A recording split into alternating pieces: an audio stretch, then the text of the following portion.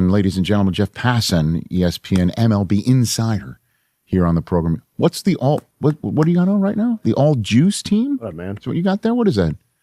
This was my friend Therese Paylor, the late great Therese Paylor, would put out every year a list of all juice players, which were players on the football field that he absolutely adored because they were grinders, because they played hard, because they stood out on film. And every time I get to continue on the legacy of Therese, I gladly do so. And as long as we're on the subject, Rich, of sartorial choices, I appreciate the fact that you showed that photo of me a little bit earlier.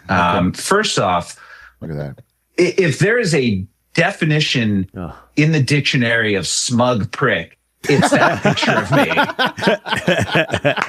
What the hell, Jeff? Oh, I thought you were eagle. No. Here's the thing, though. No. Rich, you know how countless stories throughout the annals of history started with, so this douche in a camel hair coat. No. This is called fashion, man. And look, you even the tie part, you pull out the tie, part of the tie collar. Come on, now is that Argyle? Am I seeing what do we got there? No, but what is that on the tie? What we have there is me in New York City for a postseason game. Forgot to pack a coat because I'm an idiot, and I'm like, you know what? I'm gonna go find a coat somewhere, and I'm going to buy it, but in reality, I'm just going to be renting it because I'm bringing it back tomorrow. I just need it for like one night. Oh, you returned this? This coat got returned? Well. What happened was I showed up to the ballpark that day. And I got more compliments on that one item of clothing than I gotten on any years. Damn right. And I am such a fragile egomaniac that I'm like, I can't return the coat now. Yeah, so yes, I still hold on. You know what? Yeah, go get it. Yeah, wear it, Jeff. Go find this coat, ladies and gentlemen. Jeff Passan. This is great.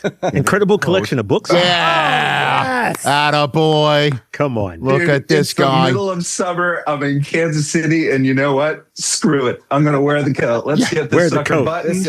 Let's talk some ball, boys. Pull the hood out the back.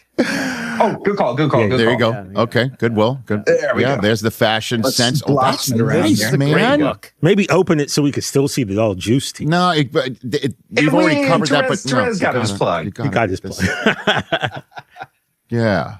I mean, if he opened it up, I get it. Look, the visual now. It loses the smug prickness. The visual is much better. Yes. Back here on the Rich Eisen Show, Jeff Passan is here on the program. He's come correct. Let's go. For those who are just joining us on ESPN Radio, good to see you, man.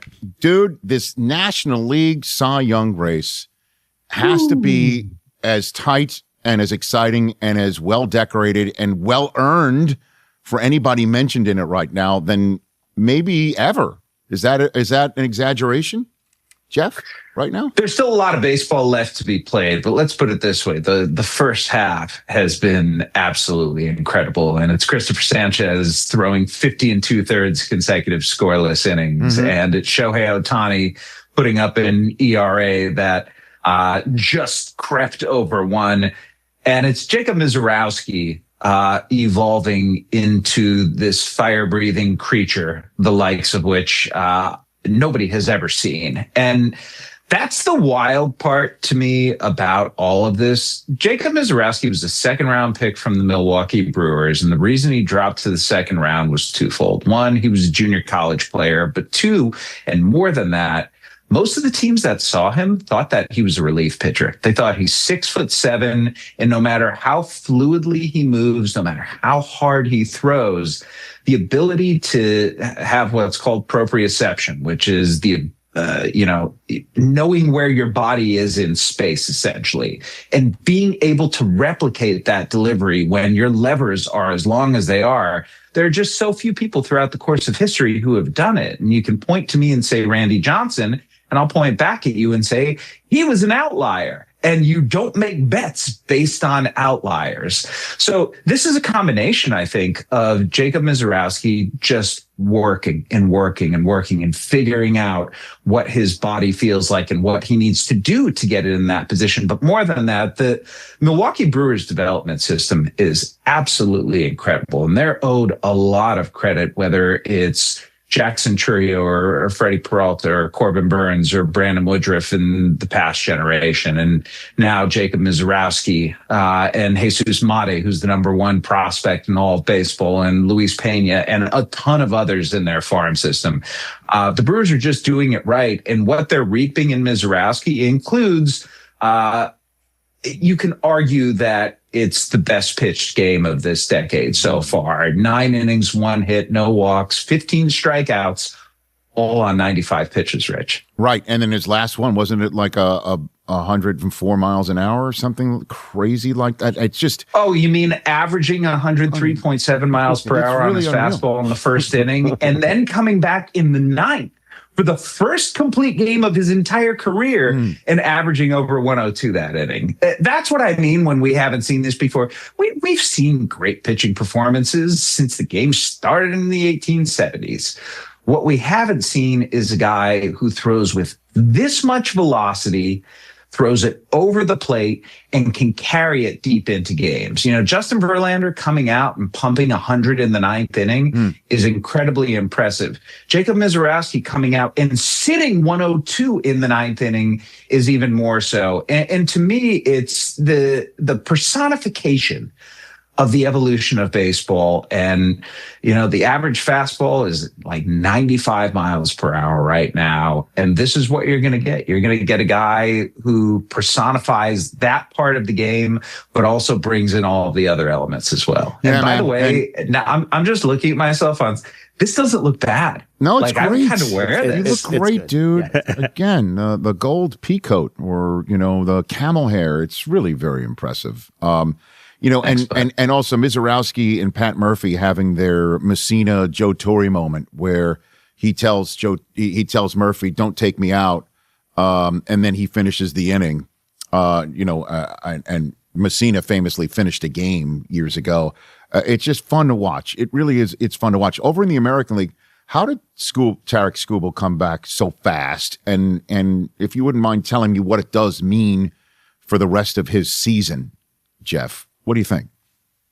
So in the past, when you had a bone chip or a loose body or something inside of your elbow, they would go in with an arthroscope and take it out. And listen, an arthroscope was an incredible advance in technology from just having to take a scalpel and like slice the whole sucker open. And it shaved like months off of recovery time. Well, now they have what is called a nanoscope, and it is the tiniest little camera on the end of a tiny little needle, essentially, that gets stuck into your arm. And, you know, the doctor is looking around in there for the camera, and then they essentially just like take away the bone chip from that. And because the trauma in the area is so minimal, it wasn't ever about when a guy was coming back from arthroscopic surgery, it wasn't ever about like the incision itself and ensuring that heals. No, it was about the damage that's done when the arthroscope goes into the body. Well, the nanoscope is so small, it barely does anything. And so Tarek Skubal, like a month and change after surgery, back on the mound, topping out at 99.9 miles per hour. And more than that, showing teams that, yeah, his stuff is back. He's going to be healthy. And unless there is a wild turnaround from the Detroit Tigers, he's going to be traded. And it's going to make for one hell of a deadline this year. Because I thought, Rich, like when the Tigers didn't trade Tarek Skubal this offseason, I thought there was no shot that he was going to be moved at the deadline because they're in the American League Central and they're the Tigers and they're talented and they've got not just Skubal, but they signed Framber Valdez and they're bringing up Kevin McGonigal. All of these things are true, and the Tigers are still 14 games under 500 right now. And the only thing that is preventing them from dealing Skubal is the fact that they reside in everybody's favorite, the American League. Okay. So does Skubal, do we just set him up here with a real estate agent here in Los Angeles, Jeff, or is this going to be a wider net for the Skubal sweepstakes that's to come next month? Yeah, I mean, the net's going to cover the entirety of the baseball ocean. You think so? Like, really? I do. Really? Okay. I do. I do, and I think it's very simple. Nobody can't use the best pitcher in the world. Like that's the thing about the trade deadline, guys. When there are position players being moved, the markets for them tend to be a little bit more shallow because you need to have a very specific need at a very specific position and then go out and get that. And, there aren't a whole lot of matches sometimes for position players. Everyone can use a pitcher. Everyone can use a great pitcher. Everyone can use a number one. Everyone can use the guy who you would pick if you have one game to be pitched in modern baseball. That's Derek Skubal, back-to-back American League Cy Young Award winner. Guy who's been up to 103 with his fastball and has arguably the best changeup in baseball, and the slider's good. And he just does everything well. So yeah, of course the Dodgers would love to add him to a rotation that right now includes Shohei Ohtani and Yoshinobu Yamamoto and Justin Wrobleski, who's been awesome, but they also have Blake Snell and Tyler Glasnow, presumably back at some point. But other teams, even the Yankees, would love to have Tarek Skubal. They could have Cam Schlittler and Max Fried and Garrett Cole and Carlos Rodon and Will Warren and Clark Schmidt, and they would still pay a hefty sum to go out and get Tarek Skubal because he's the kind of guy, Rich, who wins you World Series. Yeah. And then would come, I guess, the compensation for him. It's going to cost a lot. Well, exactly. And the question is why would you give up the top prospects in your organization for Tarek Skubal when you don't know what the rules are for re-signing him or extending him at some point because a nuclear winter's right around the corner? That would be something I'm thinking about. It's like, okay, so I'm giving up. If I'm the Yankees, I'm sure the name Lombard and Lagrange would be mentioning those two names, or at least one of them, if I'm the Tigers, right? Because everyone else is going to be offering their prospects up. But yeah. I have no idea how much it's going to cost to sign him. I don't know what it would work into a cap, what it would put me over in a luxury tax of some new world. Plus, why am I going to get this guy if he's going to be a year older when I first get to use him, because next year might not happen? Like, don't you think that's part of the rubric here, Jeff? No, and I'll tell you why. Because Tarek Skubal is not signing a contract extension. He is going to be a free agent. And that is how, if you're these teams, you have to approach this. And that's what you base your offers on, right? There's an understanding that you have one advantage in this situation. And that's that the 2 months that you get Tarek Skubal and however long October lasts, you're going to have the opportunity to get a leg up on the other teams. The cost is going to be, as long as he is healthy, as long as he is productive, $400 million plus. And I think that's going to be the case, whether there's a salary cap or not. So I think making decisions right now, Rich, based on the idea that something that has never existed in the sports history is going to be implemented is not a prudent thing to do. And in fact, we sources tell Jeff Passan this week, we had Tom Glavine on to talk about the 94 strike and the eerie similarities between what happened back then and what's happening right now. And hopefully the lessons that can be learned by all sides so that they avoid the catastrophe that 94 and 95 were. But with Tarek Skubal, I think it's very simple. You are narrowly, myopically focused on the idea that we are getting him to win a World Series this year, and that's it.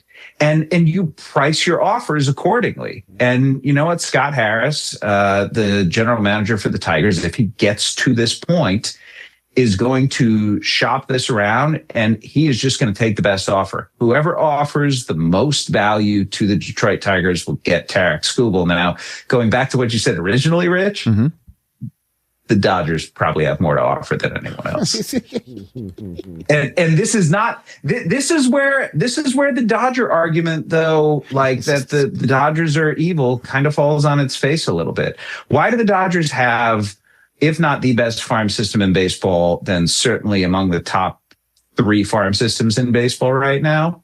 They're picking at the end of the first round every year. But they go out and they make a trade where they send Gavin Lux to Cincinnati, get Mike Sirota in, and now Mike Sirota's on basing 480 and slugging 600. They take players and they turn them into monsters. They draft well, they sign internationally well, they develop well. They do all the things that the Brewers do and that the Rays do and that the Guardians do and that successful small market franchises do. They just happen to do it with the largest payroll in baseball behind them as well. And that is how you create a dynasty. Simple as that. Yeah, you do. You sure do. And it also helps that, that they have players that defer money into, the deep beyond future. Would that be out the door under some new collective bargaining agreement, you think, Jeff? Would that be done? I would be very surprised if the next CBA does not include provisions that strongly and firmly address deferrals. Yes. We're way too early in the process at this point, right. But I think that is a strong likelihood. All right. What else should be, before I let you go, what else should we be looking at? What else is in your notebook or you're hearing or is of interest to you that we're not talking about, Jeff? Well, on ESPN.com tomorrow, we have I think the list is at 100 now. Okay. Top 100 trade candidates. And so it goes beyond Tarek Skubal. Is Byron Buxton potentially going to be moved? He has no trade protection. He has not wanted to leave Minnesota, but there's always the chance where he looks at the trajectory of the organization and says, I'm 32 years old. I want to go win right now. Mm-hmm. Did the Astros consider moving Jeremy Pena, who has been incredibly consistent at shortstop for them, former World Series MVP? And to me, like, my favorite stories in baseball right now are the Chicago White Sox and the Washington Nationals. I thought the Nationals were going to stink this year, like bad. And they have scored the most runs. I haven't checked this. I believe they've still scored the most runs in baseball this year. And the White Sox are in first place right now, Rich.